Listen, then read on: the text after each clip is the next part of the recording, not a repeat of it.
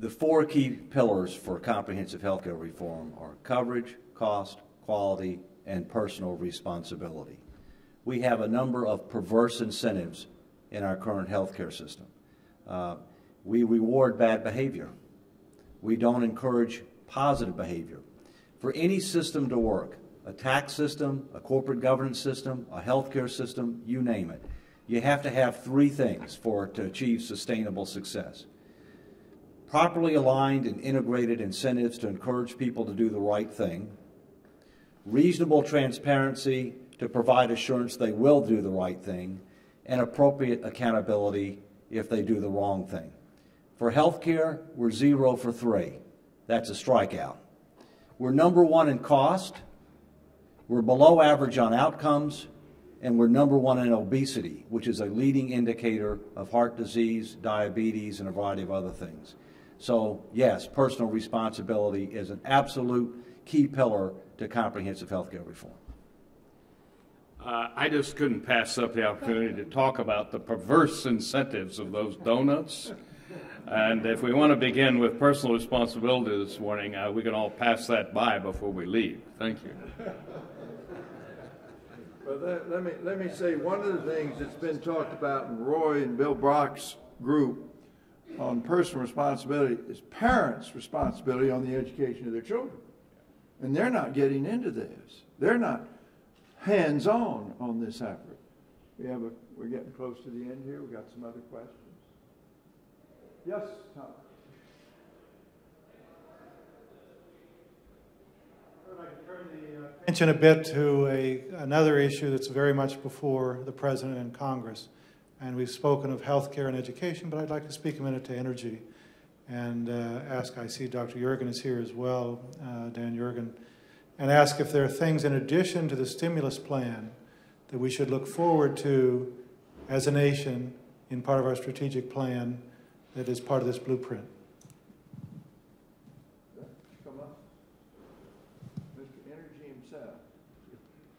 Thank you very much, and I'm very not only happy but very proud to be part of this very important study which so comprehensively addresses the kind of challenges our nation faces and what to do about them.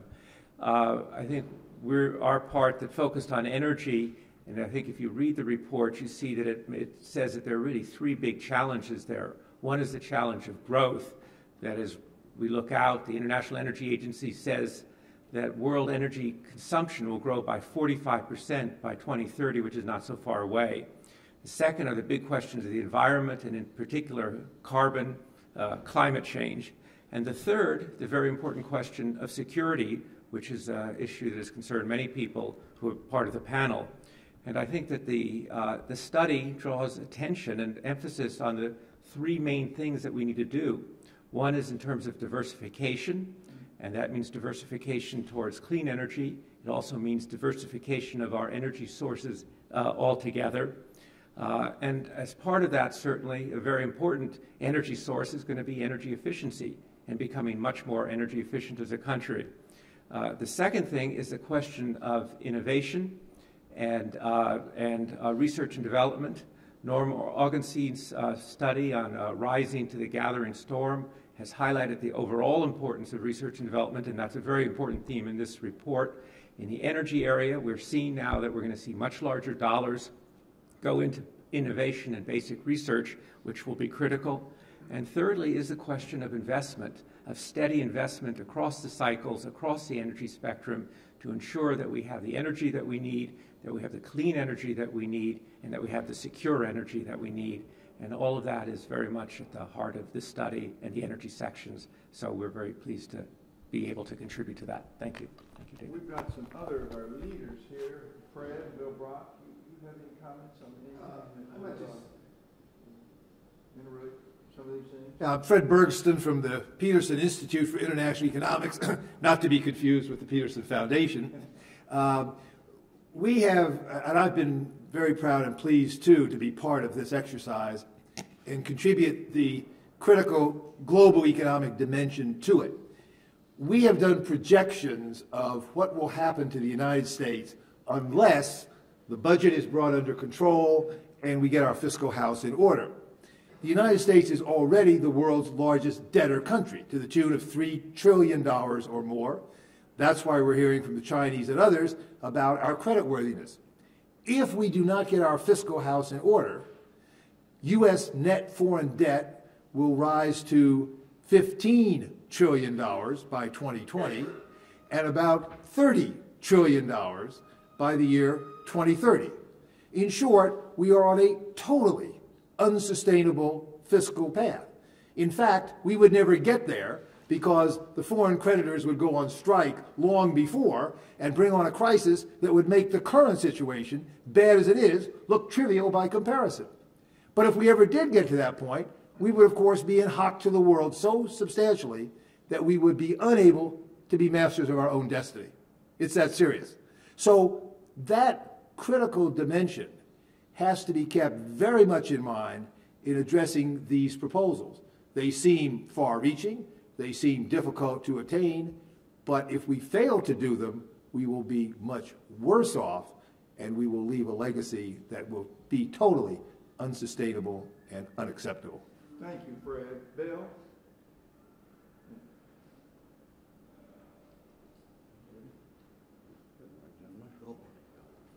I was tempted to say when I was in the back of the room that with Mark Warner and David Abshire and Jim Cooper and Frank Wolf, as long as Tennessee and Virginia are in charge, the rest of us is going to be okay. But being a Tennessean, of course. I'm listening to all of these individuals saying almost the same thing in the area of health. We spend more than any other country and more per person than any other country. That's also true in education. We have the highest expenditure per child of any country in the world, and as Roy said, we're 25th. Now, my life passion is in education, and Roy and I and Joel Klein were co-leaders of the education effort here. But for me, there is no higher priority than the human development of a people. And yet, the thing that we were trying to achieve here is to knock down the silos in this town. There are people in Congress who are terrific in energy. There are people good in education, good in health. But we never connect the dots. We never put them into a larger context. That's what we're trying to do here, to say that whatever you do in one of these areas will have a positive or negative effect on the others. And if we don't look at this as an overall problem, and David Walker is probably the best at this of anybody I know, if we don't do that, we're not going to solve these problems. You cannot deal with health without addressing taxes and the deficit. You can't deal with education without thinking about the health of parents and children. All of these things are connected. Security and energy is such an obvious thing. But what we've tried to do is to say, look at all these as individual items and then weave them together, because a coherent approach is something this town desperately needs. And that's what we would plead that the Congress think about it in that way. Thank you very much. Thank you.